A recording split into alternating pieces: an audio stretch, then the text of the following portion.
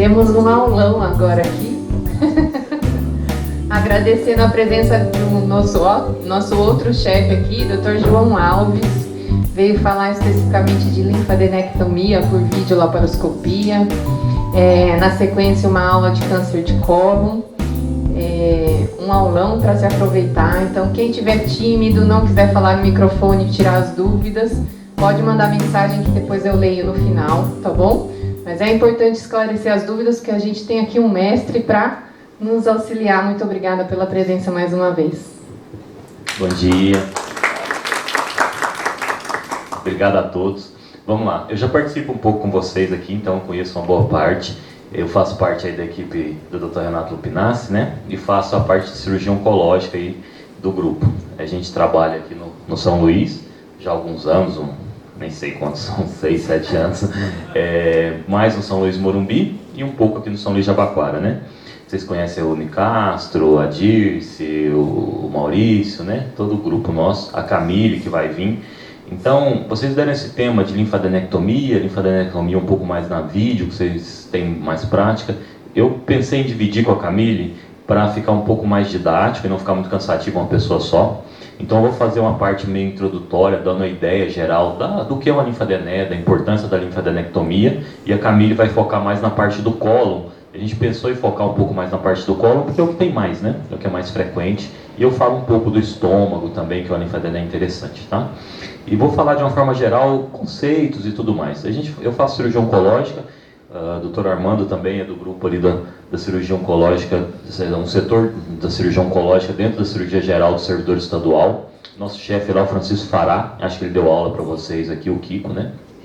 Então eu estou lá há algum tempo.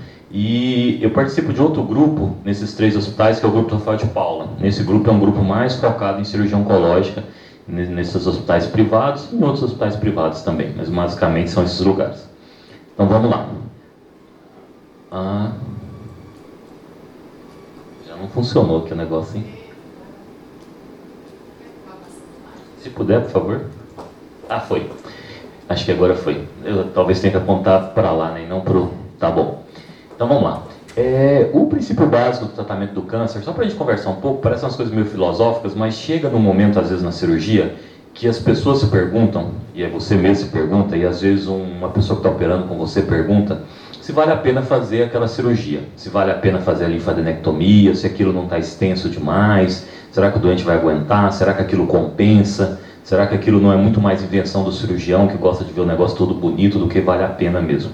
Então, se você não tem esses conceitos teóricos e básicos meio estabelecidos, você às vezes desiste mesmo. Às vezes começa a sangrar, começa a ficar difícil, e algumas pessoas fazem de um jeito quase sem linfadenectomia nenhuma, aí outros fazem as linfadenectomias imensas, você olha aquilo e fala, caramba, por que faz de um jeito, por que faz do outro, qual é o jeito certo, né?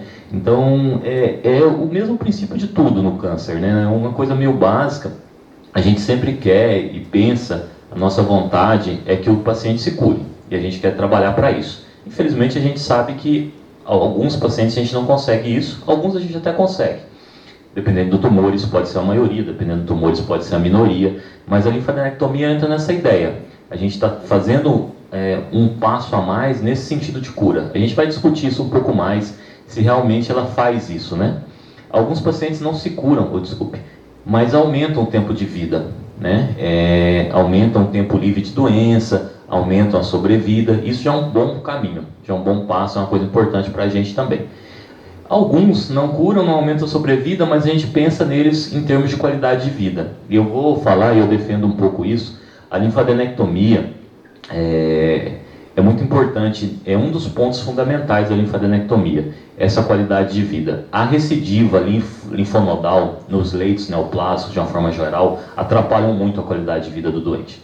Todo mundo já viu aquelas recidivas pélvicas enormes que obstruem o ureter, obstrui a veia ilíaca, dá TVP, a perna fica inchada, dá TEP, aí obstrui o reto, a pessoa não consegue, aí começa a não conseguir tratar. Aí passa o duplo J da infecção de urina, a entope duplo J. Às vezes o paciente não trata e acaba falecendo por conta dessas complicações loco-regionais. Então fazer um tratamento, a limpeza loco-regional boa é minha obrigação do cirurgião. Talvez seja a nossa principal obrigação. A gente não consegue controlar se o doente vai ter uma meta no fígado, no pulmão, a gente não consegue controlar se ele vai ter alguma coisa paraneoplásica, tipo um TEP, mas essa limpeza logo regional do leito cirúrgico é uma coisa que está muito na nossa mão, e é a principal coisa que a gente tem. Você fala assim, mas às vezes o doente vai morrer de meta pulmonar, de meta hepática, é verdade. Mas você imagina, por exemplo, esse exemplo que eu citei. O paciente tem metas pulmonares, metas hepáticas, está fazendo a químio. Se ele tem isso e está fazendo a químio, normalmente ele tem uma qualidade X de vida. Se ele tem isso, mais uma recidiva pélvica imensa, a qualidade cai muito, entendeu? Talvez ele não viva mais, mas a qualidade cai muito com certeza. Então, a linfadené e a limpeza local regional bem feita, elas andam meio juntos. E elas são importantes nesse contexto. Vamos lá. Então, quais seriam os papéis básicos de uma linfadenectomia? Primeiro, e o mais simples, o estadiamento. Quando você faz a linfadené, você consegue saber o estadiamento linfonodal, o T, o N e o M. E o N é tão importante que ele entra como item separado. Então, se você não faz a linfadené direito, você pode subestadiar aquilo. Você tirou poucos gânglios, tirou só os gânglios peritumorais, um gânglio um pouquinho mais afastado tinha tumor, o seu estadiamento vem N0, mas seria N1 se você tivesse tirado adequadamente. Ah, doutor, mas não dá para fazer isso com exames de imagem? Muito ruins, né? Um linfonodo pequenininho, às vezes você tem, quem nunca viu cirurgias em que os linfonodos são todos pequenos, parece que não tem nenhuma cometida, aí vem 5, 10 com tumor. Linfonodos pequenos, que não aparecem em PET, não aparecem na ressonância, o ultrassom endoscópico nem vê, você não vai ficar fazendo biópsia por ultrassom endoscópico de todos eles, vem com tumor às vezes. E o contrário também, linfonodos grandes, que às vezes parecem acometidos, às vezes vem sem tumor. Então a linfadenectomia, o estudo anatopatológico dos linfonodos, é fundamental num bom estadiamento. E o bom estadiamento faz diferença muito grande. Por exemplo, às vezes dita se você vai fazer ou não quimioterapia. Em vários tumores, né? Estômago, cólon, estômago, reto, via biliar. O N0 geralmente não vai para químio. E o N1 geralmente vai para químio. Então faz essa diferença importante, tá? O controle local regional, que eu já falei, esse controle local regional é muito importante. Por exemplo, o estômago. Hoje em dia você tem menos, mas antigamente não se fazia D2, você tinha muito essa recidiva local regional ganglionar do estômago também. Ficavam as massas ali em cima do tronco celíaco, dor celíaco, obstruía a via biliar, fazia obstrução da alça da anastomose gástrica. Então esse controle local regional está muito associado a você fazer uma boa cirurgia. Tanto uma margem boa quanto a linfadené boas.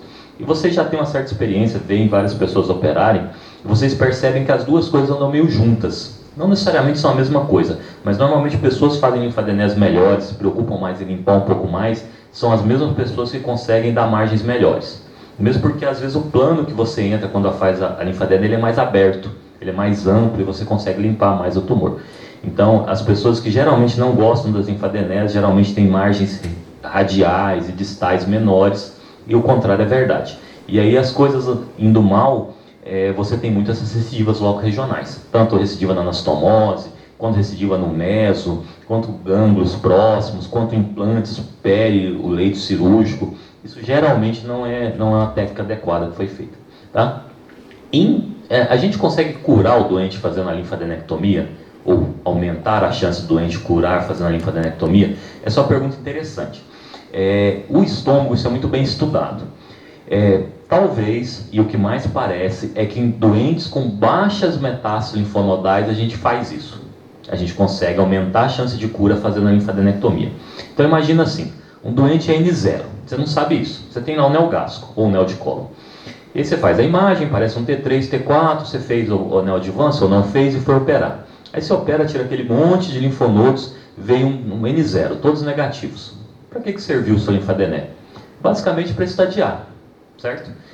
Se você tivesse como saber que era N0, você nem faria aquilo, mas você não tem, então você precisa tirar aqueles gânglios para estudar. Então no doente N0 você estadiou. Suponhamos que o doente seja um N3, você tirou lá no estômago 50 gânglios e vieram, sei lá, 20 com tumor. Você sabe que esses pacientes N3 com muito linfonodo assim, a chance da doença ser sistêmica, ele evoluir com meta é muito alta. Para que você fez essa linfadené então, se ele vai evoluir com meta? Para estadiar, você sabe agora depois da sua linfadené que ele é o N3 e provavelmente você entrou aqui. A sua linfadené extensa provavelmente ajuda esse controle local regional da doença.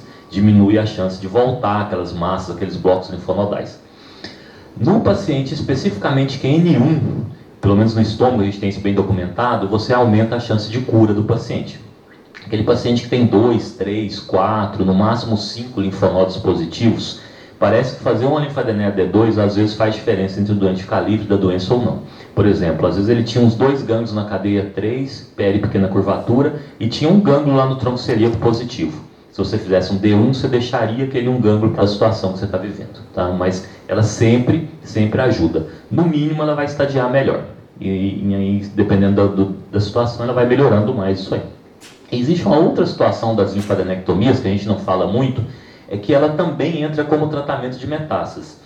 Por exemplo, no cólon.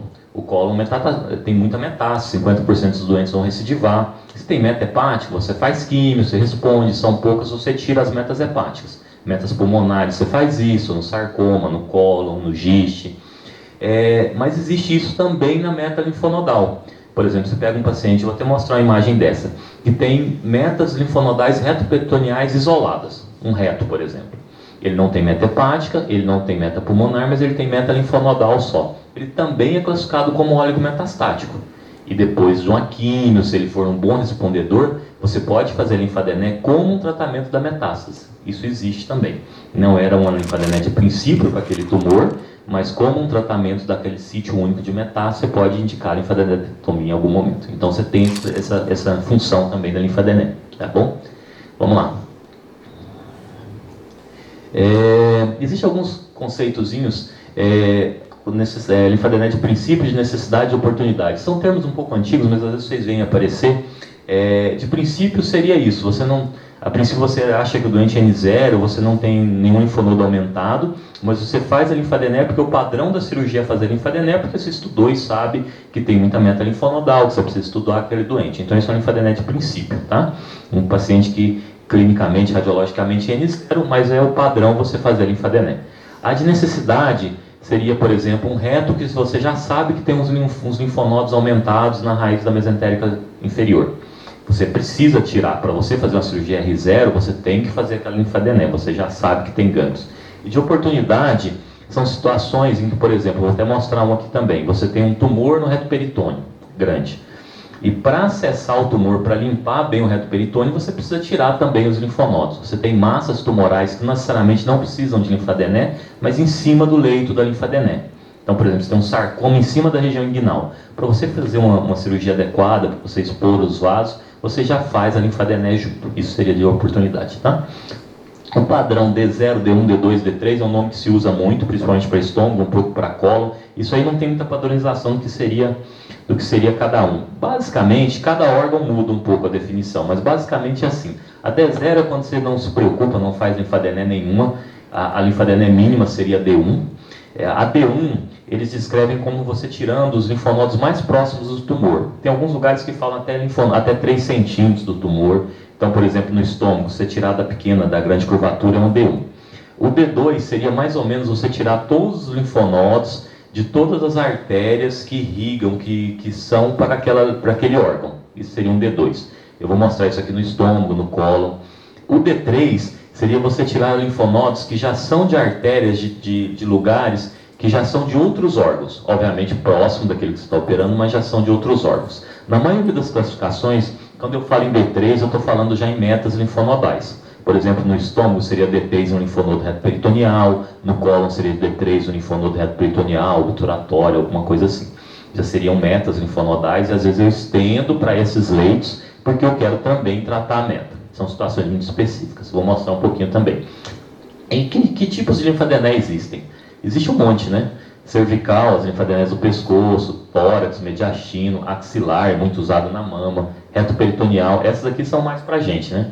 Faz geral, gastro, onco, a gente acaba ficando um pouco mais com essa. A gente faz bastante axilar também, mas reto peritoneal, tronco celíaco, ilha hepático, ilíaco obturatória, inguinal, existe a linfadené da fossa poplítea na perna, são tipos diferentes. E é interessante, a realização e o contato e acreditar mais na linfadenectomia é uma coisa bem típica do cirurgião oncológico, né? De quem mexe mais com tumor. Algumas coisas, a cirurgia oncológica se imbrica muito, né? A gente estava até conversando ali que de vez em quando a gente briga um pouco com as outras especialidades. Por exemplo, no servidor, a gente tem esse modelo ainda de cirurgia gastro, de uro, de tórax, de gineco, e ainda tem a cirurgia oncológica. Esses modelos são um pouco diferentes, né? Alguns lugares que tem só cirurgia oncológica, eles se separam, mas quando você tem as outras especialidades, você acaba imbricando. Mas algumas coisas, até as outras clínicas meio que entendem, meio que enxergam como sendo um pouco mais a cirurgia oncológica. E as linfadenés são um pouco assim, inguinais, axilares, ilíacos obturatórios, peritoneais, o HIPEC é um pouco assim, né? MPLVES, tem algumas cirurgias que as pessoas acabam, acho que por ter pouco volume, acabam deixando muito com cirurgia oncológica. As linfadenés são meio isso, tá? Pelo menos uma parte delas, né? Vamos lá. Aqui tem umas perguntas que é só para vocês pensarem um pouco. Acho que é importante pensar nisso por o que eu falei. Na hora que você está lá, na hora da cirurgia, na hora da aula que é bonito, né? Os vasos ficam bonitos, fica tudo certinho. Na hora da cirurgia que está meio difícil, que sangra, que você começa a dar vontade de abandonar e deixar a linfadené para lá e tirar só o tumor. Isso é comum. Então você tem que acreditar naquilo que você está fazendo. Você tem que entender por que você está fazendo aquilo. Senão você fala, estou fazendo uma coisa que vai dar mais trabalho. Será que precisa mesmo? O paciente é idoso, tumor agressivo, a anestesista é ruim, a UTI não segura o caso. Todos são argumentos para você desistir da linfadené em algum momento, né? Então, a linfadenectomia aumenta a morbidade da cirurgia? O que vocês acham? A cirurgia fica pior, mais difícil, porque você faz a linfadenectomia? É uma pergunta interessante, mas a resposta provavelmente é sim. Vai demorar mais. Você vai fazer planos a mais, vai sangrar um pouco mais. Talvez você tenha um pouco de escape de linfa no dreno, no pós-operatório. Talvez você tenha um ilho um pouco maior, porque você fez uma cirurgia mais extensa. Então, é possível que a sua morbidade aumente um pouco. Uma pessoa bem treinada e faz bastante aquilo, é provavelmente estatisticamente insignificante. Talvez o tempo cirúrgico só não tenha como ser maior. Mas assim, a gente acredita que o benefício disso é maior do que esse aumento da morbidade. Mas provavelmente aumenta mesmo. Lógico, você vai tirar, dissecar mais, no mínimo vai demorar um pouco mais. Mas aqueles benefícios que eu falei lá atrás provavelmente suplantam essa pequena perda da morbidade do tempo cirúrgico, tá? Se não fizermos o intraoperatório, o intra e o pós vai ser mais tranquilo, é bem provável. É bem provável, por mais que a gente às vezes não queira acreditar nisso, mas é possível sim. Por isso que eu falei, vai demorar um pouco menos, talvez saia um pouco menos. É que quando você treina e você faz a linfadené com rotina, isso faz muito pouca diferença, faz bem pouca diferença. Você às vezes fica até meio mal acostumado não ir já de cara no plano da linfadenectomia, entendeu? Então essa piora, essa perda, talvez seja mais evidente para quem não tem prática com a linfadenectomia e tenta fazer. Aí ele vai sofrer um pouco mais, ele vai ter mais dificuldades, vai sangrar mais. Então é uma coisa que você tem que ter uma curva de aprendizado e tem que ir se treinando. E às vezes é por isso que as pessoas evitam. Elas querem que não tenha problema, que tenha um pós mais tranquilo e às vezes evitam. Só que aí tem um conceito, né? Talvez você tenha um pós-operatório, um precoce mais tranquilo, mas talvez você tenha um resultado oncológico a médio e longo prazo pior com a linfadené, sem a linfadené, e é o mais provável. Só que é uma coisa prática, né? Esse resultado oncológico é muito difícil de medir. O doente vai embora, né? Ele vai embora para casa. Suponhamos que você fez uma cirurgia menor, tem um cólon lá, ao invés de você tirar lá no MES, você foi lá e fez como se fosse uma diverticulite. Se não tiver ninguém para contar, talvez ninguém saiba que você fez isso. Aí sai um pouquinho de linfonodo ali, poucos, você dá uma reclamada que a patologia é ruim mesmo, e o doente vai embora. Para isso recidivar, para isso parecer claro para as pessoas que foi mal feito, demora. Demora meses, às vezes demora anos. E às vezes não fica evidente que foi uma cirurgia mal feita, entendeu? Por isso é difícil isso, assim. E o oncologista clínico costuma perceber. Por incrível que pareça, às vezes ele percebe mais que as outras especialidades, porque ele acompanha o doente por mais tempo. Aí ele começa a perceber. Esse cirurgião vem sempre um pouco gânglio, vem sempre margem ruim, os doentes recidivam muito. O oncologista clínico geralmente é o que percebe mais. Mas até para a família às vezes não fica claro. E é uma coisa difícil isso, né? Que é essa pergunta aqui, ó. Como avaliar se a linfadenectomia foi realmente bem feita? É muito complicado. Adianta só o número, que é o que a TNM põe, né? Tal lá são tantos, estômago é 16, cólon X. Não adianta só o número. Às vezes os laboratórios são diferentes para pesquisar, vem menos linfonodos mesmo. Tinha um trabalho de estômago que exigia que se mandasse as fotos dos leitos linfonodais limpas. Teoricamente é o único jeito assim, prático. Você teria que exigir que a pessoa mostrasse, fotografa a artéria hepática, ela está limpinha. Ninguém faz isso. Então você acaba tendo o médico, o cirurgião, as pessoas têm fé pública, o que você escreve na descrição é aquilo, e você acaba tendo dificuldades para avaliar se realmente foi bem feito. É uma coisa complicada de avaliar e de seguir. E é difícil, não é? Eu coloquei aqui mais até para a gente pensar sobre esses temas. O que pode acontecer se ela não for adequadamente feita? Aquilo que eu falei, estadiamentos errados, recidivas loco-regionais, comprometimento da qualidade de vida e em algumas partes do paciente, comprometimento até da cura do paciente. Vai ao contrário daquelas funções da linfadenectomia que eu falei, né? E outra pergunta interessante. Toda vez que você vê uma recidiva loco-regional de um tumor, dos mais comuns aí que a gente vê, cólon, estômago, pâncreas, vesícula, toda vez que eu vejo uma recidiva loco-regional, posso falar que isso aconteceu porque a cirurgia foi mal feita, foi inadequada? Interessante a pergunta, né? Inclusive, a gente fica meio chateado quando é o paciente da gente. Eu não sei se eu posso falar sempre, que existe realmente alguns tumores que têm uma tendência de disseminação peritoneal loco-regional maior. Mas eu acho que eu posso falar que, na maioria das vezes, que a cirurgia foi inadequada para o tumor que você tinha, né? Talvez você não tenha percebido isso, era um estadio mais alto e você fez uma cirurgia que não foi compatível com aquele estadio. Ou talvez você realmente fez uma cirurgia menor, você devia ter feito uma cirurgia maior. Eu acho que no nosso papel como cirurgião oncológico, gastro, cirurgião geral, o controle loco-regional da doença é fundamental. E ele é o básico para você começar tudo. O doente com meta hepática, se ele tem algumas metas de um cólon, você está animado para operar. Se ele tem algumas metas de um cólon com a recidiva loco-regional imensa, provavelmente você não vai operar, ou vai ter muito mais trabalho com isso. Você compromete muito o resultado e a qualidade do tratamento quando você não consegue controlar o loco-regional. Tudo fica mais complicado. E aí você resgatar esse loco-regional na segunda cirurgia é muito complicado. Então eu acho que a gente pode falar isso. Talvez não tenha sido erro da pessoa, porque ele pensou que ele estava operando um T2N0, ele deveria ter feito um D2, porque tinha muito linfonodo. Mas, de uma forma geral, o controle loco-regional, recidivas em anastomose, recidivas no meso, recidivas em gânglios, coisas próximas ao leito cirúrgico, é responsabilidade nossa. É a nossa maior responsabilidade, eu acho, por isso a gente tem que cuidar bem. E fazer a linfadenectomia anda de mão dado com tirar um pouco do peritônio, tirar uma margem melhor, dar margens radiais e distais melhores, é um conjunto. Essas coisas acabam sendo até meio de oportunidade, meio acesso às vezes. Você entra num plano melhor, num plano mais amplo e consegue dar resultados oncológicos melhores. Pelo menos é assim que eu penso. Não sei se todos concordam. A gente pode conversar com isso depois. Tá bom, vamos lá.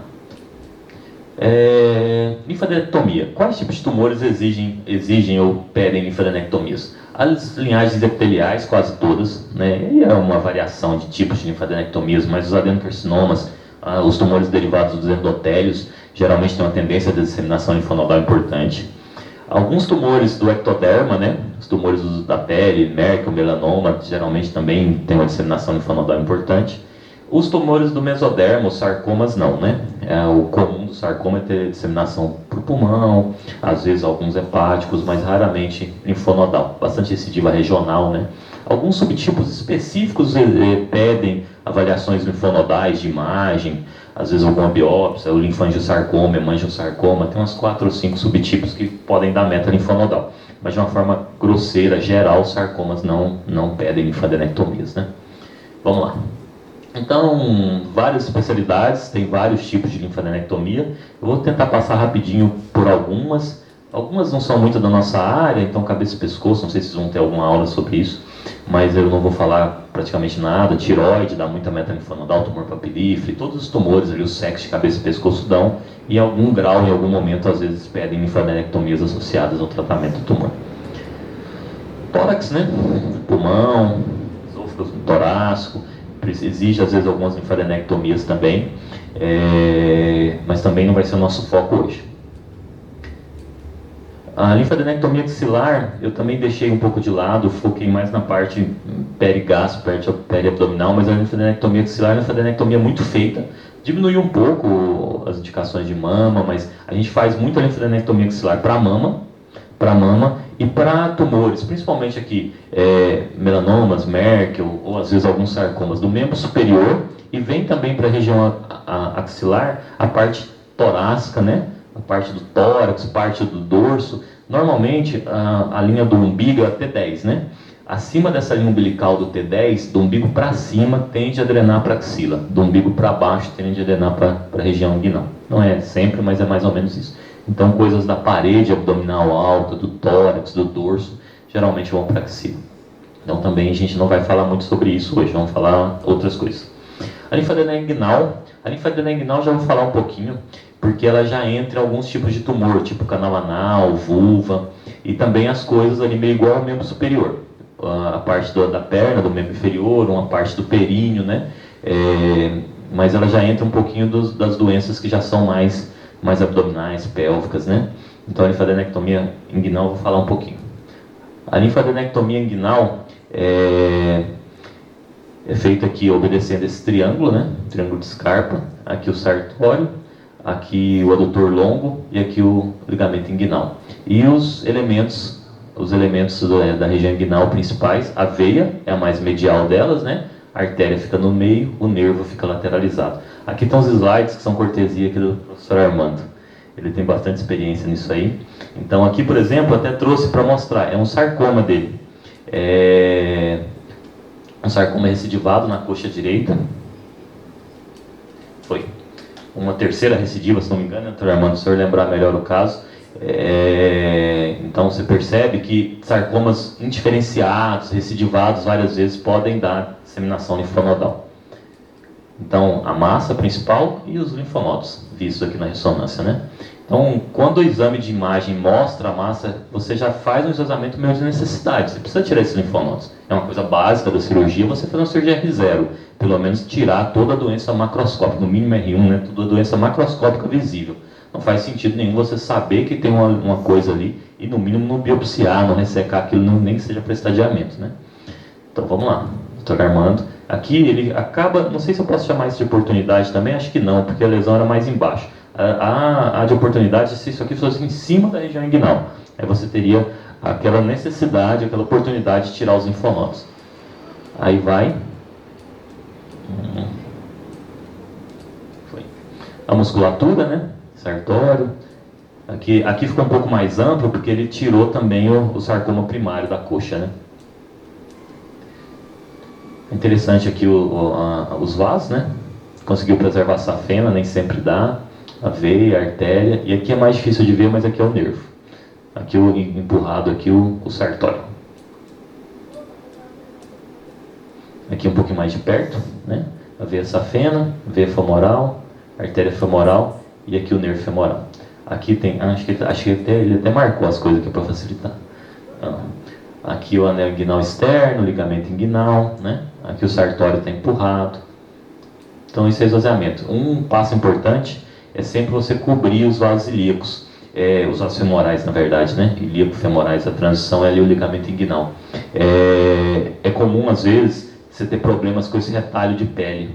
Aqui nem teve, mas é comum, às vezes, infectar, abrir, e os vasos nas linfadenectomias são muito expostos. Você tira todo o tecido em volta deles. Então, em quase todas elas, às vezes, você tem problemas de sangramento. Mas essas, às vezes, que eles ficam expostos com o ambiente, isso acontece muito na cervical e, às vezes, na inguinal. É meio catastrófico, às vezes pode ter rupturas espontâneas desses vasos, eles não podem ficar descobertos. Eles ressecam a parede e vão, principalmente a artéria, vai pulsando, resseca, ela rompe espontaneamente. Se tiver radioterapia em cima, mais frequente ainda. Então, uma preocupação nessas linfadenés, principalmente inguinais e cervicais, é sempre deixar os vasos cobertos, tá? Com alguma coisa. Aqui, o mais comum é você desinserir o sartório aqui em cima e prender o sartório aqui no inguinal. E aí o músculo sartório fica em cima do vaso. Mesmo se essa pele abrir, o sartório granula ali em cima dos vasos e não deixa romper os vasos. Tá? Vamos lá, aqui é a ferida operatória. Então, trato gastrointestinal, que é o que eu acho que interessa mais para vocês. Todos esses tumores, com um pouquinho de exceção do pâncreas, pedem graus variados de linfadenectomia. Tem tratamentos e a linfadenectomia entra em algum momento do tratamento deles, né? Mas a gente vai dar um foco um pouquinho maior no colo retal e no estômago, mas todos eles, em alguma instância, em algum momento, é bastante questionável, assim, existe bastante briga em literatura, essas coisas, de que tipo de linfadenectomia que você faz, por exemplo, no esôfago, na cárdia, mas todo mundo admite que alguma linfadenectomia precisa ser feita, tá? Vamos lá. Por exemplo, do estômago, do esôfago. O esôfago é uma bagunça. Então, isso aqui é o NCCN mais recente. Olha as possibilidades de cirurgia que ele coloca. Tem 3, 6, 7. Então, algumas pessoas fazem transhiatal, laparotômica, robótica e vídeo vai bem. Algumas pessoas fazem o Ivor Lewis com anastomose no tórax, outras fazem a 3 campos com anastomose no pescoço, outros fazem transhiatal. Então não existe muito um consenso. Eu nem vou entrar muito nessa discussão, senão a gente fica um tempão aqui e não conclui nada. Mas e cada tipo de cirurgia dessa, obviamente, vai levar uma linfadenectomia um pouco diferente. Então, alguns órgãos são muito mal padronizados. Outros já são melhores, tem uma padronização melhor. O estômago e o cólon tem uma padronização um pouco melhor já. O esôfago é um dos piores, eu acho. Vamos lá. Linfadenectomia do estômago. Essa foto é uma foto muito famosa, acho que todo mundo que estudou um pouquinho de linfadenectomia do estômago conhece essa foto. Ela foi muito divulgada nos primeiros guidelines japoneses. E o estômago tem uma história interessante. As pessoas um pouco mais velhas vão lembrar disso. Eu participei um pouquinho, vivi um pouco isso no início da residência. Hoje em dia, meu padrão é se fazer linfadenectomia D2. Ninguém discute isso, eu vou até colocar aqui, está no NCCN. Ó, sempre você tem que fazer linfadenectomia D2 e o alvo do NCCN é tirar pelo menos 16 linfonodos. Tá? Existia até 2000 e alguma coisa, a transição talvez seja em torno de 2010, um pouco menos, uma padronização no mundo ocidental de que não se deveria fazer linfadenectomia D2.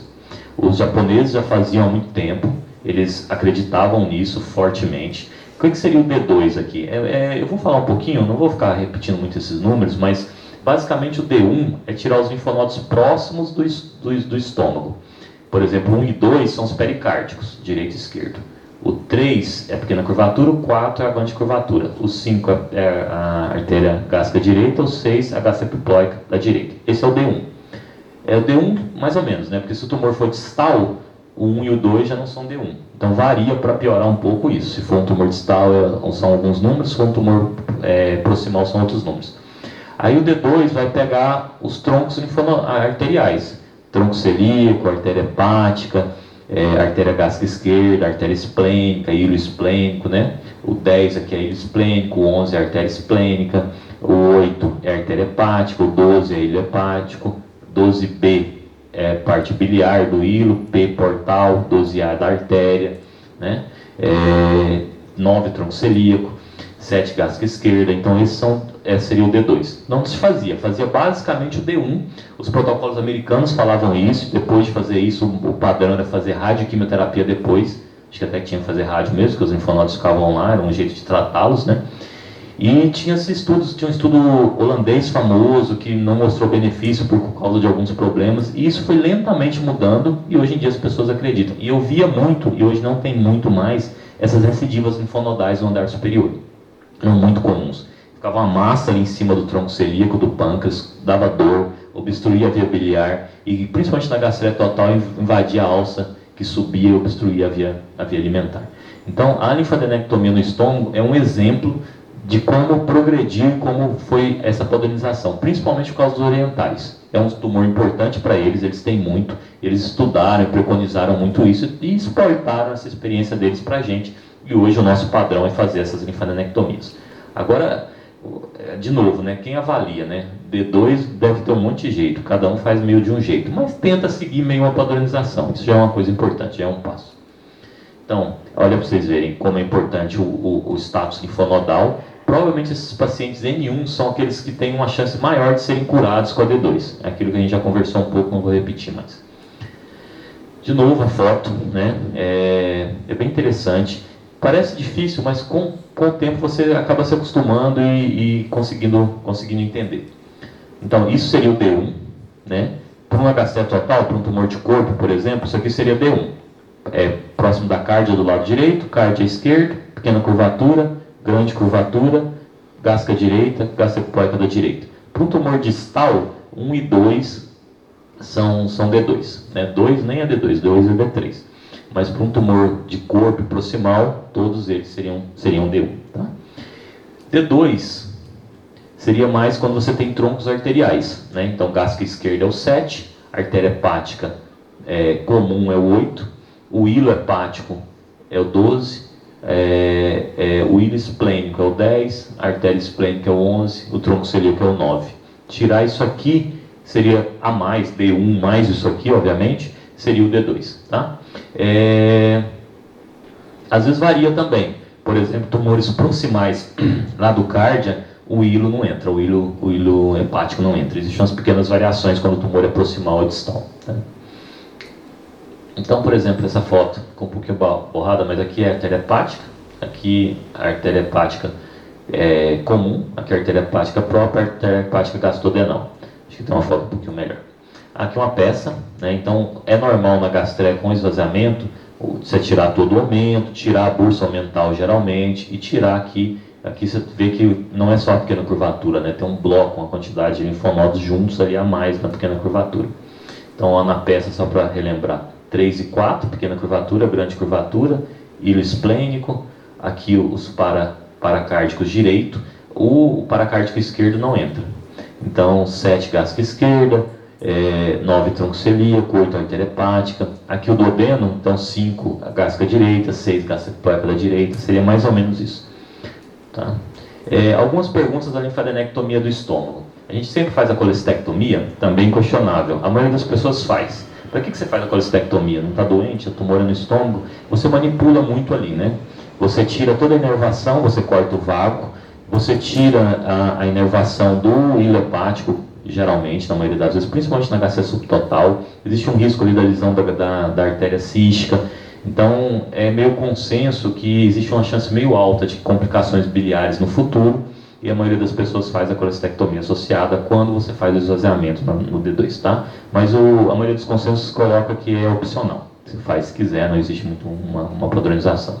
A esplenectomia é interessante. A esplenectomia tem poucas indicações. A pancreatectomia distal não existe mais, não é feita como parte da linfadené. Foi inclusive um dos problemas desses trabalhos antigos. Eles mostraram que tinha mais morbidade porque eles faziam rotineiramente essa pancreatite distal e acabavam desistindo. Todo mundo sabe que pancreatite distal dá muita fístula e as pessoas tiravam a pancreatite distal de princípio, assim, não tinha nada, não tinha inflação, era como se fosse parte da linfadené, a pancreatite distal e o baço. Isso foi abandonado, tá? Você não tira nenhum órgão como parte da linfadené hoje no estômago, só o próprio estômago.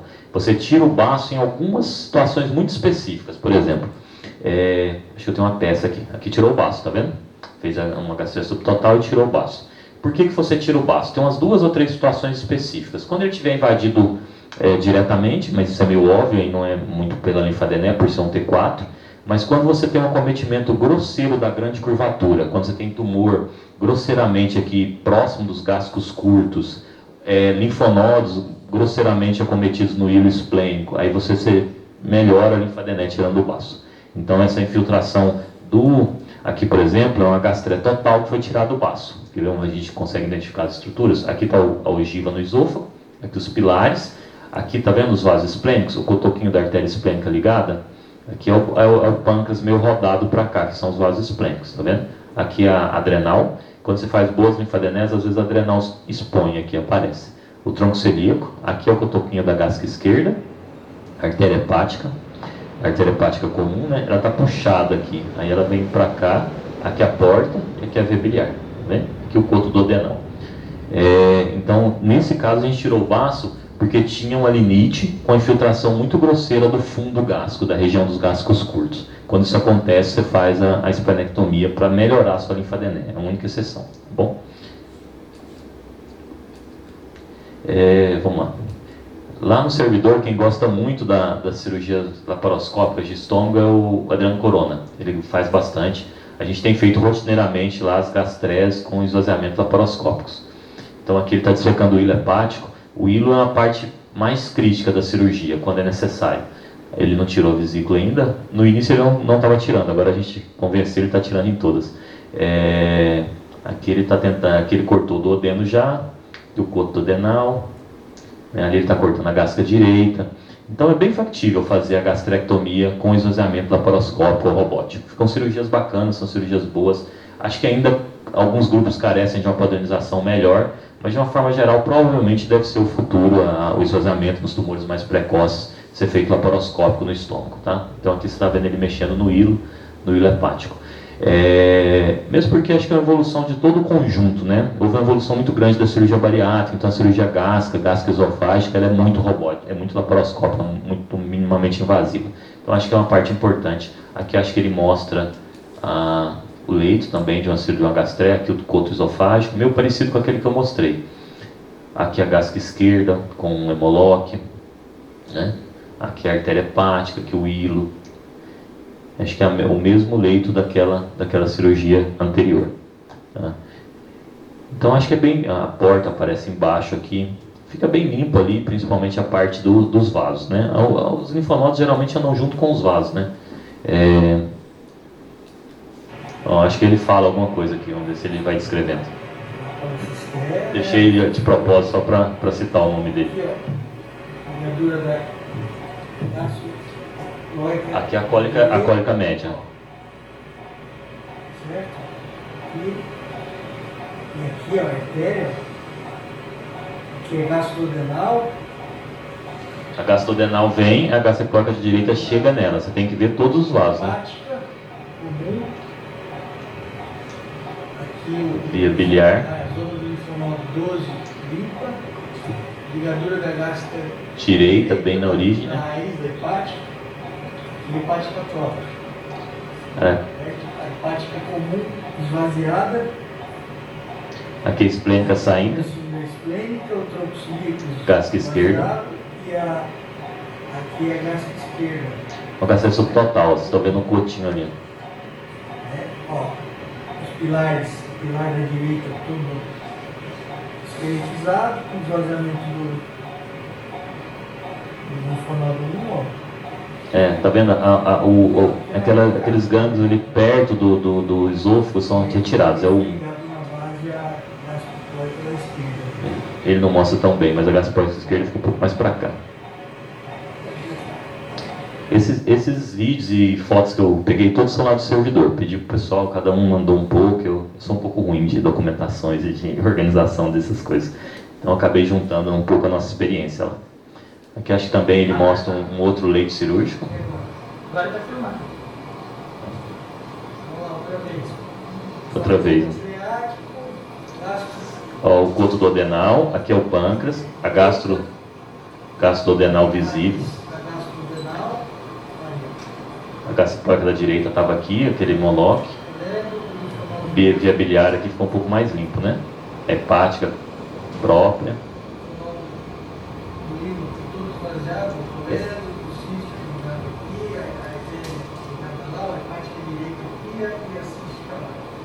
Ele limpou mais esse hilo.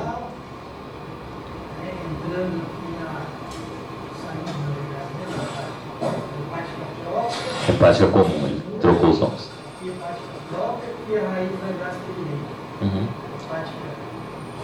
Gástrica esquerda.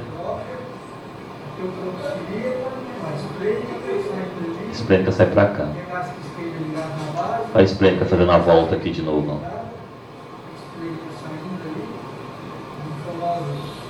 Também uma HC subtotal, né?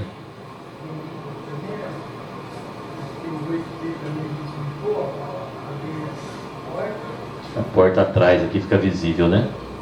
A parte anterior do hilo faz parte da linfadenema gástrica. A parte posterior não é obrigatória.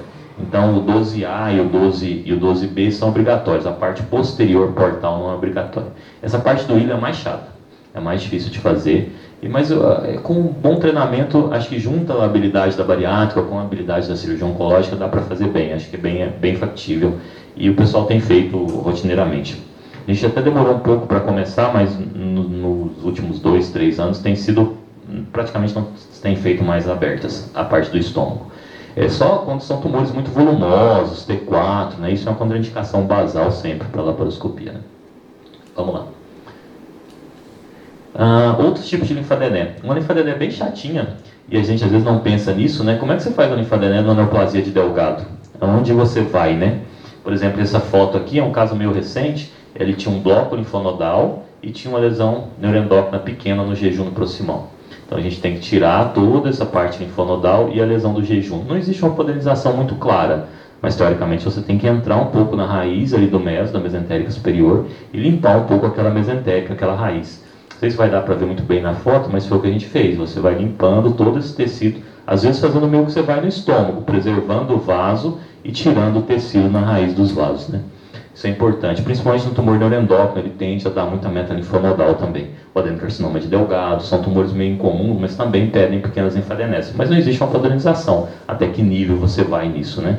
Mas obviamente você não deve tirar só o tumor, só a alça, né? O hilo hepático, não vou falar muito sobre as linfadeneses da via biliar, mas a vesícula, os colangiocarcinomas pedem linfadenese, que é a via biliar, a porta, a artéria, do hilo hepático até o início do tronco celíaco, é meio padronizado, mas não é o foco da aula hoje. Tá? Ainda falando do trato do gênito gastrointestinal, o canal anal é interessante, só estou citando todas as doenças só para ficar um conceito geral das linfadeneses, né?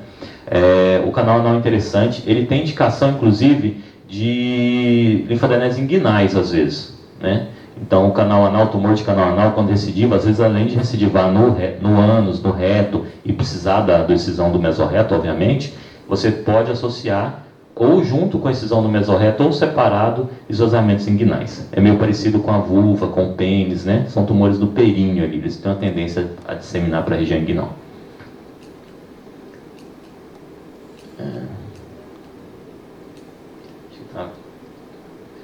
Os tumores ginecológicos urológicos, não vou falar muito, para tristeza do Dr. Armando, mas as linfadeneses que geralmente vêm são as retoperitoneais e líquidos obturatórias, né, elas são mais usadas. Os tumores ginecológicos e urológicos também pedem bastante linfadenectomia, principalmente o testículo, o pênis, a bexiga, o rim um pouco, a próstata, mas os ginecológicos talvez até um pouco mais.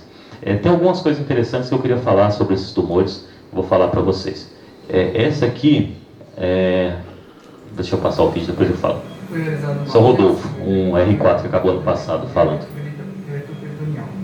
Foi realizada a linfadenectomia paracaval, à direita, interaórtica caval e para-aórtica. E além disso, realizamos a linfadenectomia pré-sacral e a linfadenectomia iliaco-obturatória bilateral, tanto à direita quanto à esquerda. Então, não sei se vocês repararam que ele falou no início do vídeo, isso foi uma retossigmoidectomia. Você deve falando, esse pessoal está agressivo com as retossigmoidectomias, né? Então, aquela indicação que eu falei no passado, atrás na aula. Algumas vezes você faz linfadenectomias como tratamento de metástase. Por exemplo, esse paciente era um paciente de um tumor de reto alto, aqui a peça aberta, e que na entrada ele já apresentava uma disseminação linfonodal extensa, ilíaco retoperitoneal. Ele foi feito o tratamento com químio, obviamente, né? E houve uma resposta quase que completa do tumor, e aqui a gente tem um conceito interessante, como as metas linfonodais às vezes são resistentes à químio. Não é sempre isso, mas a gente vê, algumas pessoas falam que tem santuário de doença. As metas linfonodais tendem a responder pior, às vezes, do que a meta hepática, do que a meta pulmonar, e até mesmo que o tumor primário. Então esse paciente teve uma resposta quase completa do primário e persistiu com esse bulk linfonodal. Então a gente indicou essa cirurgia como uma ressecção do primário, mais um tratamento da metástase linfonodal. Isso é indicação, às vezes, das linfadenectomias, né? Como você faz um hepaté para fazer a meta hepática, como você faz um HIPEC para fazer a meta peritoneal, às vezes você pode fazer um linfadené para tratar da meta linfonodal. Obviamente, em pacientes selecionados, oligometastáticos, bom performance status, que responderam bem à cirurgia, não são todos os doentes. Mas as linfadeneses entram nesse contexto também, às vezes, do tratamento da doença metastática, tá? Que foi o caso aqui. Vamos mais. Aqui de novo, são uns parâmetros anatômicos para vocês fixarem. Aqui é interessante as gonadais, né? A gonadal da direita se insere geralmente na cava mais alta e a gonadal da esquerda se insere na veia renal esquerda.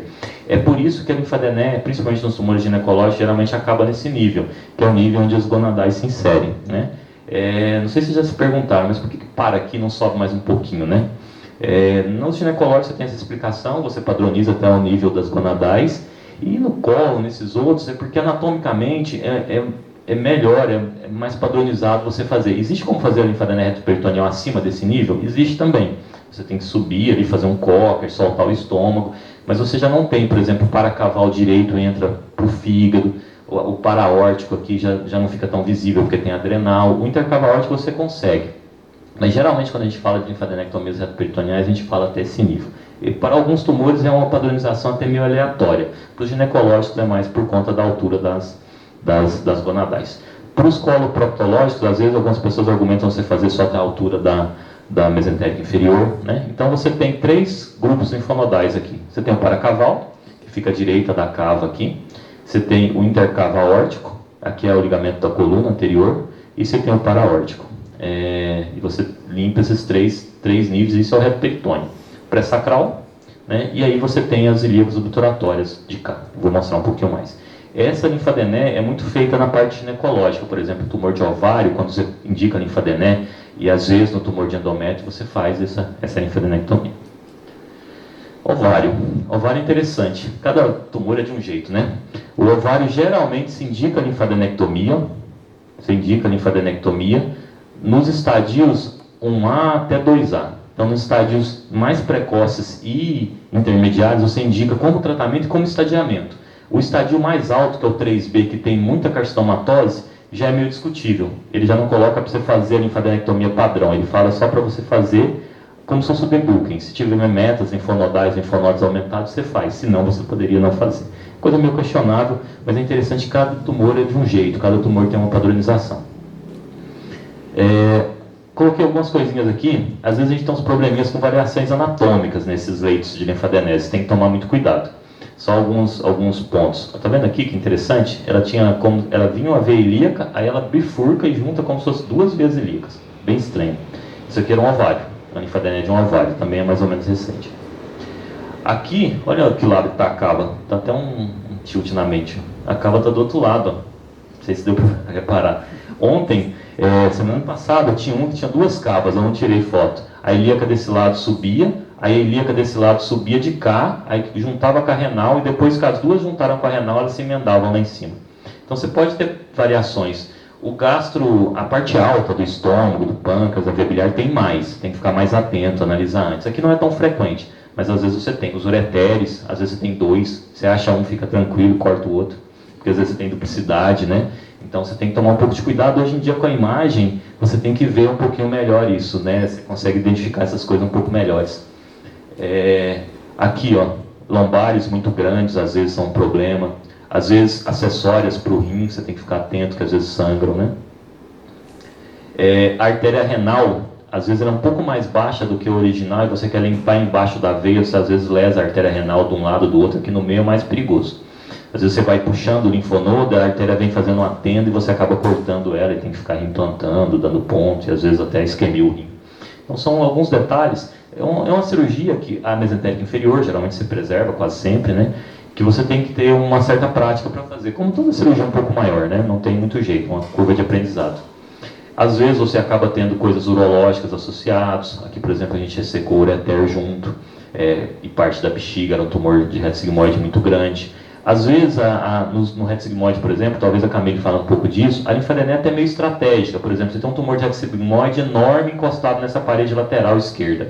Se você começa fazendo essa linfadenese obturatória, você ganha um plano e uma margem muito melhor do que você ficar tentando quebrar a cabeça e entrar aqui nesse plano junto dos vasos que sangra mais. Então, às vezes, você tem coisas, você faz linfadenese às vezes como se fossem táticas para melhorar o seu campo cirúrgico, para melhorar a sua margem, não necessariamente por ter linfonodos, né? A gente faz muito isso em cirurgia, que às vezes a gente não percebe, de fazer algumas coisas extras como tática cirúrgica, né? Endométrio. Endométrio também existe uma certa discussão, é meio padrão em quase todos você fazer a pélvica, reto peritoneal, geralmente em algumas situações específicas, mas se faz muita linfadenese.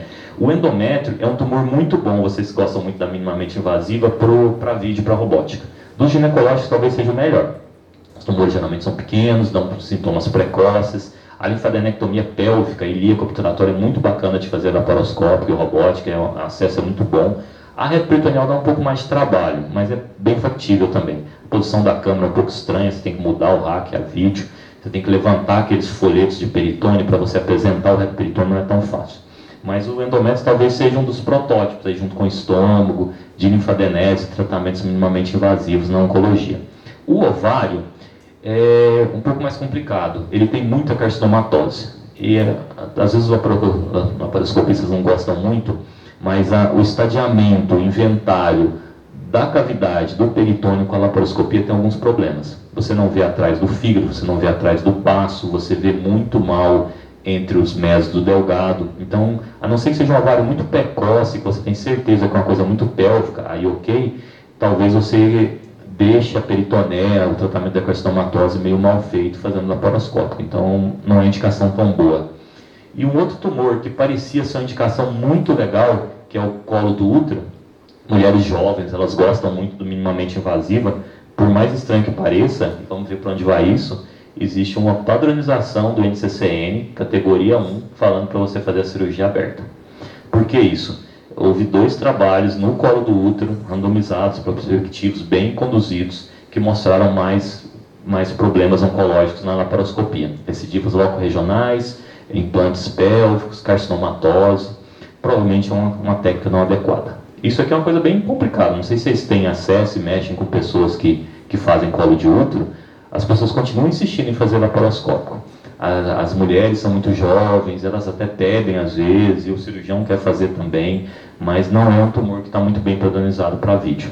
Por conta de várias explicações, não vou ficar falando muito delas agora, mas é colocado como categoria 1 no NCCN você fazer a cirurgia aberta, no Vertime, no colo de útero, né? Que seria um bom potencial para a laparoscopia também, mas talvez por falta de treinamento e por alguns motivos técnicos teve esses trabalhos desfavoráveis. Quem lembra mais do início da laparoscopia em colo retal, a gente teve algumas coisas assim reto. Depois a técnica foi melhorando e isso foi suplantado, né? Alguns trabalhos falando que não devia se fazer reto por vídeo, porque dava pior margem radial, por uma margem distal. Acho que era tudo questão de treinamento e de técnica cirúrgica. Às vezes as interações, né? As interações no sarcoma uterino, se não me engano. Eu trouxe isso aqui porque eu queria mostrar mais a ilíaca obturatória. Nessa cirurgia ficou melhor.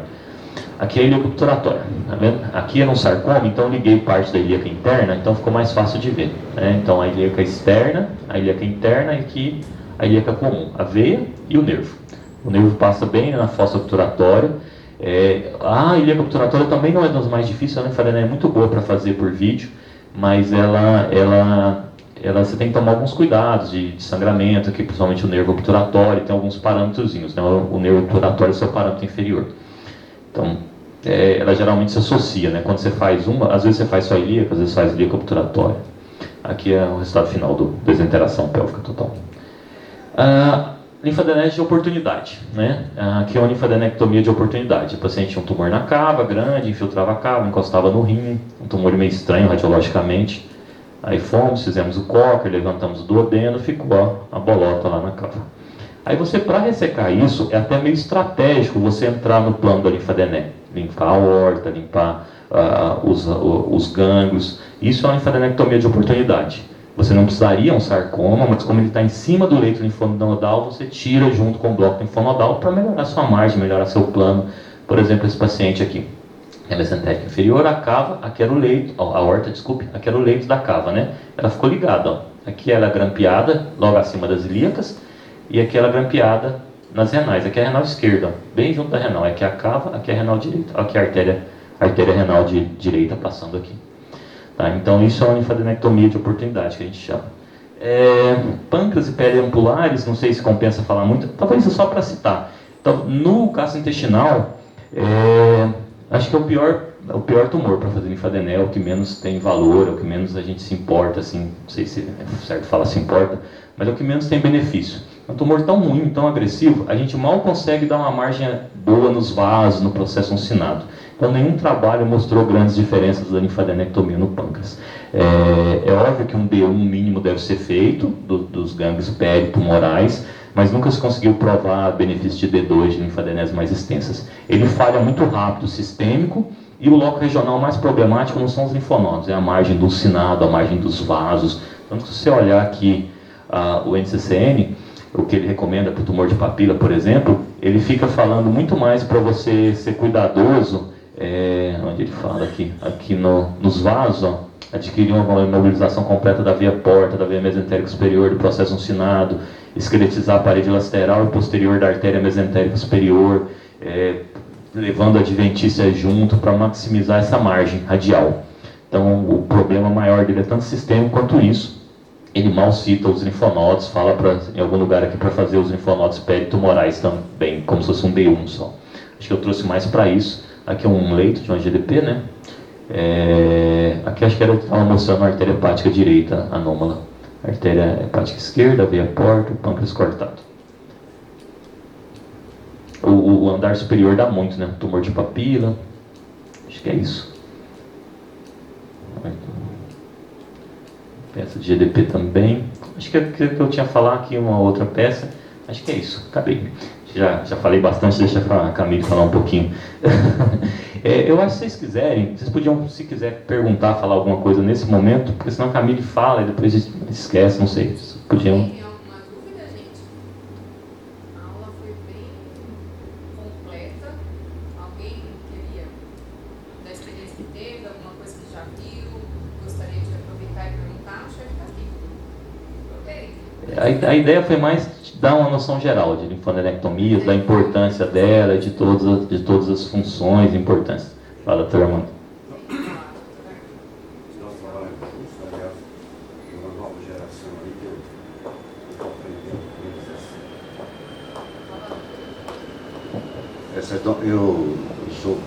Eu sou antigo servidor, de uma época que eu estive fora para montar serviços de transplante renal em outros locais.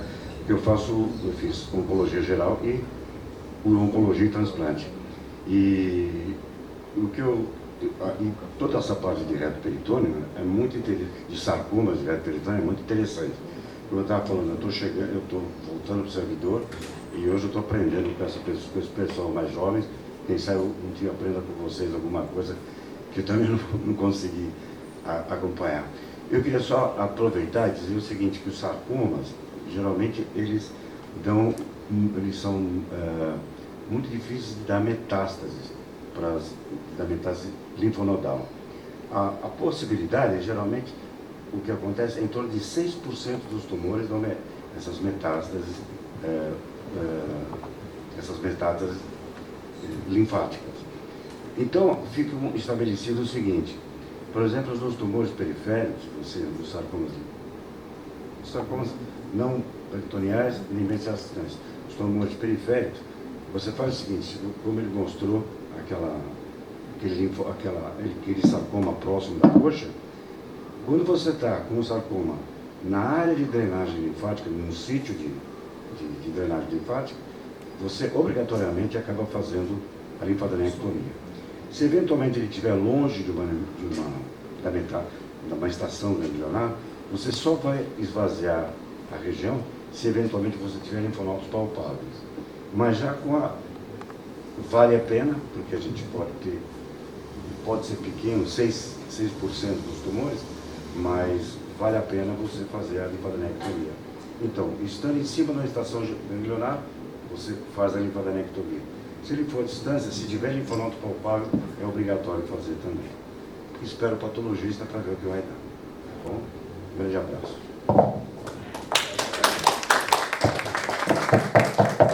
Excelente aula, muito obrigada, chefe. Obrigado a vocês pelo convite, sempre à disposição, tá? Excelente. Obrigada, doutor Armando, pelas considerações aí. A Camille vai continuar aqui com a parte de cólon, que acho que interessa mais para vocês. Nossa chefe também veio aqui ajudar a gente. Muito obrigada por ter vindo, pela disponibilidade.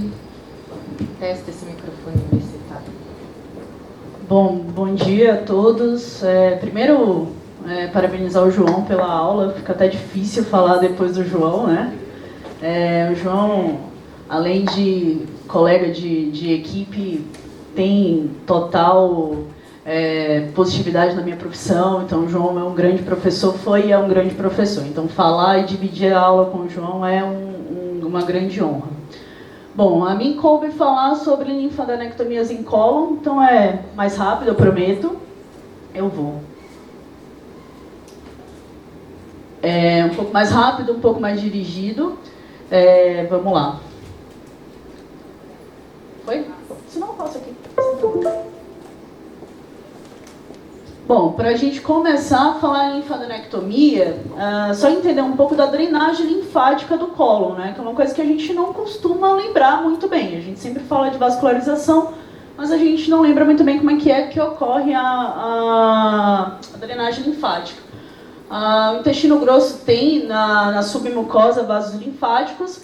Esses vão para os linfonodos epicólicos, que são esses aqui mais próximos da parede, que drenam para linfonodos paracólicos, que estão aqui próximo à arcada, que, por sua vez, vão para os linfonodos intermediários, que são linfonodos que drenam para os vasos principais, até para os vasos maiores, vamos dizer assim, não principais, como a mesentérica inferior, e os linfonodos principais que estão aqui próximo da aorta. Isso é importante porque a gente fala sobre linfadenectomia D1, D2 e D3. Isso é muito abstrato às vezes. Então, olhar essa imagem mostra pra gente o que é uma linfadenia D1, o que é uma linfadenia D2 e o que é uma D3. A D1 a gente usa geralmente para doença benigna, pega só linfonodos aqui próximo do cólon, né? Então, a gente não tem essa preocupação de ligar vasos em origem, de fazer a linfadenia um pouco mais extensa. A linfadenia D2 é padronizada atualmente, que vem esses linfonodos dos vasos principais, então da mesentérica inferior, da ileocecocólica, da cólica direita. E a linfadenia D3, os japoneses gostam bastante, que é ali mais próximo à aorta mesmo, faz uma linfadenia um pouco mais extensa, ou da mesentérica superior, no cólon direito. E por que se fazer linfadenectomia e cirurgias do cólon? Primeiro que assim, isso muda, tem impacto na sobrevida. Então, o paciente que ele descobre um tumor de cólon e que no diagnóstico ele já é linfonodo positivo, isso interfere no impacto de vida. Ele tem menos sobrevida do que o que não tem. Então, tem fator prognóstico e a gente precisa fazer um estadiamento adequado desses doentes, porque isso vai mudar o tratamento tanto para o oncocirurgião como para o oncologista clínico. Então, atualmente, o NCCN preconiza pelo menos 12 linfonodos na sua peça. Isso é um número, não é o precisa, mas é o mínimo, tá? Quanto mais, melhor. A ideia é essa. E aí, vai mudar também questão anatômica, a localização do tumor para os grupos que a gente faz essas linfadenectomias. Então, se é um tumor de apêndice, a gente vai aqui para a ileocecocólica. Se é um tumor de seco, a gente já vê a ileocecocólica e os cólicos direitos, vasos cólicos direitos. Ascendente, quanto mais a gente vai subindo, né, mais vai pegando ramos. Então, ascendente, ileocecocólico, cólico direito e cólico médio, ramo direito da cólica média. O ângulo hepático, cólico direito e médio. Transverso, aí cólico direito, médio, esquerdo e vasos mesentéricos inferiores. Enquanto a gente vai descendo aqui à esquerda, vem cólica esquerda, a mesentérica inferior e a retal superior. É tão importante essa questão da linfadenia que a gente realmente tenta fazer de uma maneira muito padronizada. E aqui, diferente dos outros tumores, talvez, a gente não tenha tanta diferença mais entre aberta e vídeo, tá? A gente conseguiu padronizar muito bem a cirurgia do cólon vídeo, fazendo uma linfadenectomia correta. Então, praticamente hoje em dia, a gente não é esse o fator limitante para a gente definir, por exemplo, se um paciente a gente vai fazer aberto ou vídeo. Sim, outras coisas, status clínicos, tamanho do tumor, às vezes tem metástase e a gente precisa já fazer a metástase no primeiro momento. Então, são essas as definições. Mas hoje em dia a gente já consegue fazer uma linfadenectomia correspondente, tanto por vídeo quanto por aberta e robô também. Princípios oncológicos para a linfadenectomia, ligadura alta dos vasos. Quer dizer isso, a ligadura no vaso na sua origem. Então, a gente sempre vai na inserção da mesentérica inferior, a gente sempre vai na inserção da ileocecocólica, a inserção da cólica média. Isso sim garante essa varredura dos linfonodos. E um conceito que vem crescendo atualmente é a excisão total do mesocólon, que os japoneses já defendiam isso. É uma linfadenectomia D2+, né, quase um D3, que ele traz uma varredura maior de linfonodos. E por que a gente vem discutindo isso? Só para vocês terem noção da necessidade e do benefício de fazer linfadenectomia. Esse é um estudo dinamarquês, foi lançado no Lancet em 2015, e ele comparou os pacientes que foram submetidos à excisão completa do mesocólon, uma linfadenia radical, com aqueles que não foram. Para vocês terem noção, a taxa de sobrevida média, livre de doença, na verdade, em 4 anos, foi 10% a mais nesses pacientes. Então, mostra benefício, e aqui ele coloca em todos os estadios. Estádio 1 ao estádio 3, ele mostrou benefício sobre a vida livre de doença com relação quando a gente faz uma linfadenema um pouco mais extensa. Quem não gosta disso questiona pelo fato de essa linfadenema radical ter suas comorbidades. Então, assim, aumenta o tempo cirúrgico, às vezes a gente acaba lesando coisas, isquemiando algumas outras coisas. Então, as pessoas que não defendem essa linfadenema é mais por conta disso. Esse é um estudo japonês, como eu falei, o japonês adora a linfadenema mais radical. E aqui, eu trouxe esse estudo, na verdade, interessante, só para a gente ver o que ele mostra para a gente. Tem 600 doentes, e aqui está o tumor, e ele vai andando 5 a 10 centímetros de margem, tá? Quando a gente secciona isso aqui na peça. E ele mostra quanto de linfonodo que a gente acha nisso. O que o japonês quer? O japonês ele preconiza uma margem de 10 centímetros, diferente do americano que fala de 5 a 10. Então ele quer defender meio lado dele, por que 10 centímetros? Porque às vezes a 10 centímetros a gente acha linfonodo ali positivo, e como eu falei, linfonodo interfere no prognóstico, por conta disso. Bem como, para defender a linfadenema um pouco mais extensa, a D2 viria até aqui, a D3 ele mostra que também há linfonodos, às vezes também ali naquela região para a aórtica. E aqui ele divide por tamanho, T1, T2, T3, T4. A diferença aqui, ó, se a gente olhar o T1, praticamente não tem linfonodo mais próximo ali à aorta. Quando a gente olha o T4, quase sempre tem. Então, o que ele conclui? Né? Que tumores acima de T2, tumores que invadem a linha muscular própria, de preferência preconizar uma linfadenema radical. Isso é questionável, só trouxe para a gente mostrar a importância de fazer uma linfadenectomia, a importância de impacto de linfonodo positivo. Aqui eu vou falar de cada um bem rapidinho. Hemicolectomia a gente usa para tumores de apêndice, seco e colo ascendente. Aqui a gente faz a ligadura da ileocecocólica na sua origem, da cólica direita e às vezes, por vezes, ramo direito da cólica média. Vê se o vídeo vai. Onde é que é? Espera aí. Deixa eu ver se... Que foi um cólon direito, né? Então a gente vai sempre aqui, acha a ileocecocólica. Geralmente a gente abre isso aqui na primeira, em torno entre o primeiro e o segundo apêndice epiploico, e vem abrindo aqui para achar os vasos. E aqui vai abaixando a gerota, os elementos do retroperitônio que não pertencem a gente, né? É interessante fazer isso porque isso permite uma lateralização do vaso, a gente vai ver daqui a pouco, para ligar ele na origem. Então, por isso que a laparoscopia hoje em dia a gente consegue fazer isso de uma maneira bem como aberta, bem similar à cirurgia convencional. Aqui a gente está baixando as estruturas do reto peritônio, gerota, do adeno estava aqui do lado.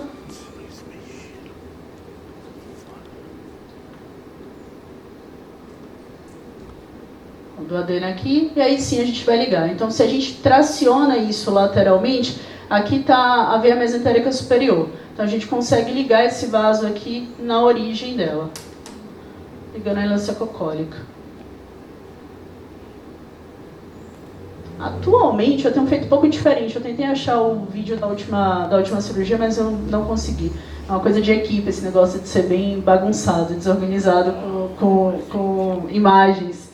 Mas eu não sei se o João já fez dessa maneira, depois a gente pode até ver, mas eu tenho soltado lateral primeiro para tornar a tração da ileocecocólica um pouco maior e tenho feito a incisão do mesocolo, tenho subido pela mesentérica, deixando a mesentérica superior meio aparente ali, trazendo o tecido em cima da mesentérica superior. Praticamente de rotina. Mudei isso tem pouco tempo. Ficado bem legal de secção. Tudo o adeno sendo abaixado. Bom, colectomias esquerdas, transverso distal, flexura esplênica e colo descendente, que a gente geralmente, seguindo a ideia de que que a drenagem segue os vasos, a gente vai se preocupar principalmente com os vasos cólicos esquerdos e mesentéricos inferiores.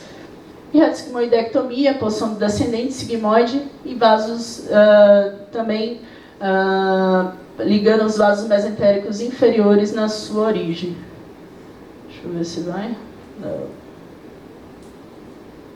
Aqui, a mesentérica inferior, a veia, né?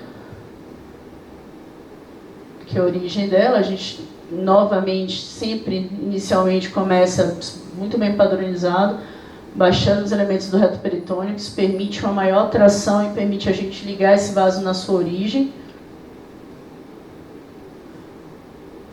O geró está sendo abaixado, aqui a ligadura.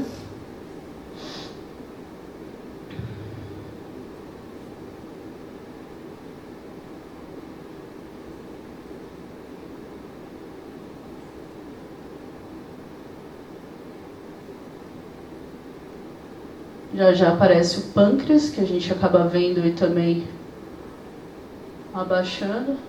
Olha aqui. Preservando essa face aqui do mesocolo.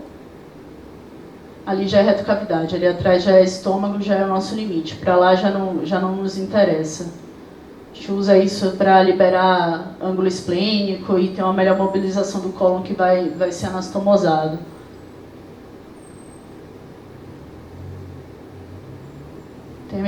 Terminando essa dissecção, a gente passa para a dissecção da artéria. E aí, sim, novamente, a gente liga a artéria mesentérica inferior na sua origem ali, próxima à aorta.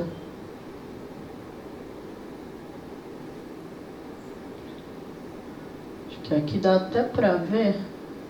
Na hora que abrir, vai até dar para ver um linfonodo aqui, ó. Pretinho. Que a gente está limpando, a aorta vai estar aqui, né?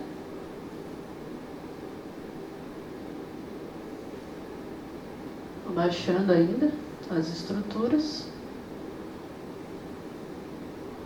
Aqui a mesentérica inferior, a artéria mesentérica inferior. Importante liberar tudo isso aqui antes, porque a gente, por vezes, o ureter está ali perto e a gente, às vezes, se confunde com relação à artéria.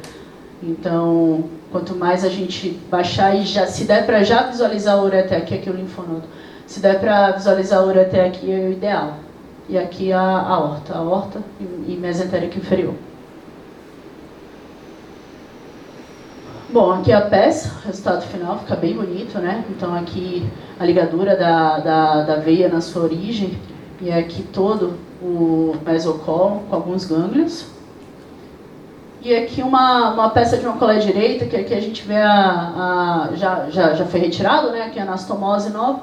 E aqui a mesentérica, praticamente realizada no linfadenema. Cirurgia do reto é padrão ouro. Atualmente a gente faz a excisão total do mesorreto e isso tornou-se padrão ouro por ter benefício.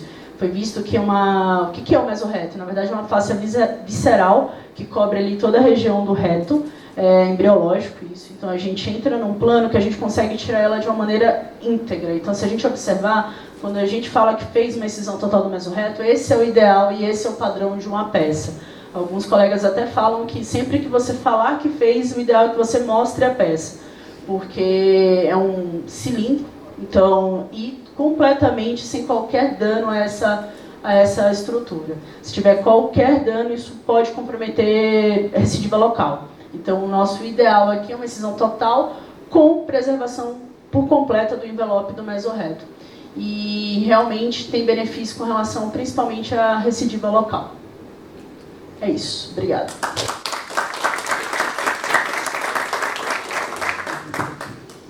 Gente, alguma dúvida? A gente está chocado com o nível das aulas, né? Isso aí. Chefe, muito obrigado pela presença. Excelente aula. O doutor Armando vai fazer um comentário aqui. Eu sou de uma época onde os materiais, as estruturas mecânicas começaram a chegar no Brasil. E eu tive uma oportunidade, nessa época, eu tive um volume muito grande de trabalho na Beneficência, há 40 anos. Então a gente tinha uma oportunidade muito grande de mexer com esse material todo. A partir dessa época, eu comecei a fazer as anastomoses e descobri que depois alguém já havia optado por esse tipo de abordagem. Eu faço muito a sutura a Barcelona. Do servidor já fizer a sua mandada embora. É proibida. Agora é o seguinte, eu tenho uma experiência muito grande e sem complicação. Por exemplo, eu faço muita oncologia, às vezes nas ampliações de bexiga, tudo. A reconstrução, eu sempre faço a Barcelona. Quando o João falou, não vai fazer mais. O do que falou, nem pensar. Eu falei, tá certo, eu faço de outra forma. Mas eu acho extremamente prática, rápida, e eu nunca tive uma fístula. Mas eu sou obrigado a obedecer aonde eu trabalho e qual é a padronização do serviço, certo? Mesmo sendo mais velho, etc. Não, a gente tem que obedecer aquilo que o chefe, o responsável do serviço, tem em mente, certo? Eu queria saber o que você acha a respeito da nossa reconstrução a Barcelona ou não. Eu sou do servidor, né? Então, filha do servidor. Eu praticamente, se eu fiz Barcelona alguma vez na vida, não me recordo. Porque senão eu era expulsa da residência, né? O senhor tá certo. Mas, assim, realmente, as pessoas que fazem isso, e os colegas fazem com bastante frequência na vida, né? Por ser mais prático, e geralmente não tem problema, tá? Eu não tenho experiência para poder falar para o senhor, porque realmente a anastomose padrão da equipe é a anastomose inclusive manual, não é nem grampeada. A gente tende a fazer anastomose manual. Padrão, a gente comenta que assim, a anastomose depende do cirurgião, do que o cirurgião se sentir mais confortável.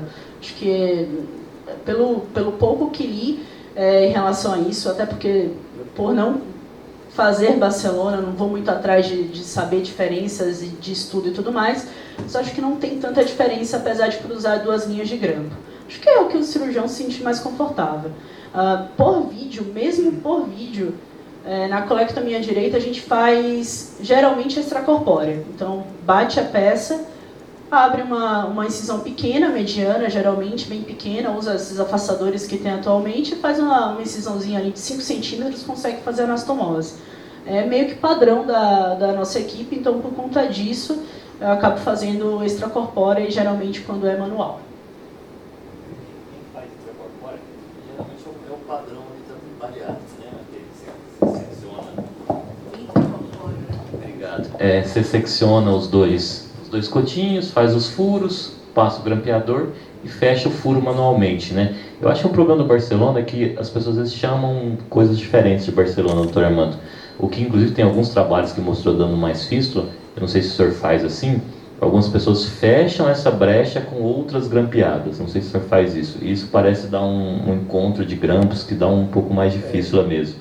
Agora esse negócio, você fez o furinho, pôs o grampeador, grampeou e fechou esse furinho manualmente, que é o que a vídeo faz muito na bariátrica, nas coisas, é bem tranquilo, é bem feito e não tem problema nenhum, né? Agora as pessoas faziam sem fazer nenhum ponto. Eles faziam os furos nas pontas, grampeavam, pegavam aquela ponta ali e grampeava de novo, fechando a brecha com um novo grampeamento.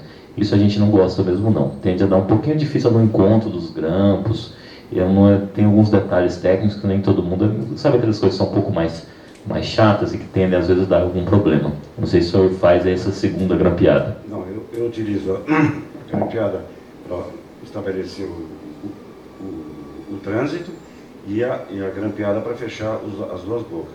Mas eu sempre faço uma sutura reforçando tanto em cima e principalmente no fim do grampeamento, eu procuro dar os pontos a mais para evitar alguma pressão, alguma extensão que possa chegar até a ponta da sutura grampeada.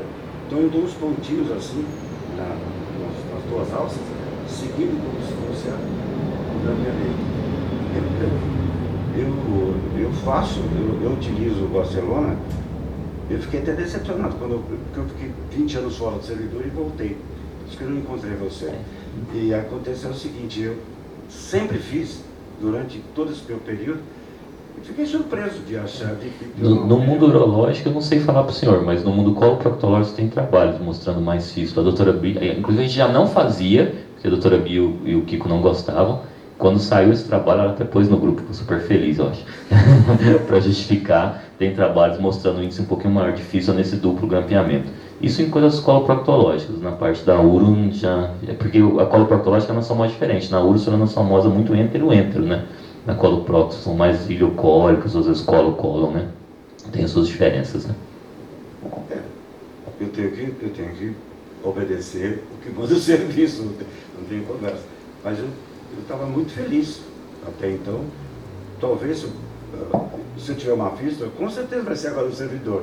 Nunca tive na vida externa, vou ter lá e, obviamente, vou tomar paulada. Então a gente encerra as aulas de hoje aqui, agradecendo a presença desses mestres, discutindo casos bem interessantes. A gente acaba vendo alguns casos aqui, né? E no serviço de vocês também vão se deparar com casos oncológicos. É necessário uma equipe bem treinada, que domine aí as linfadenectomias, não dá para ser feito de qualquer modo, a gente já viu os porquês aqui, né? Então é sempre bom a gente estar atento, aprendendo com eles que tem muito a mostrar para a gente no dia a dia, na prática, e é por isso que a gente agradece todos os dias de ter vocês aqui conosco, tá bom? Muito obrigada e parabéns!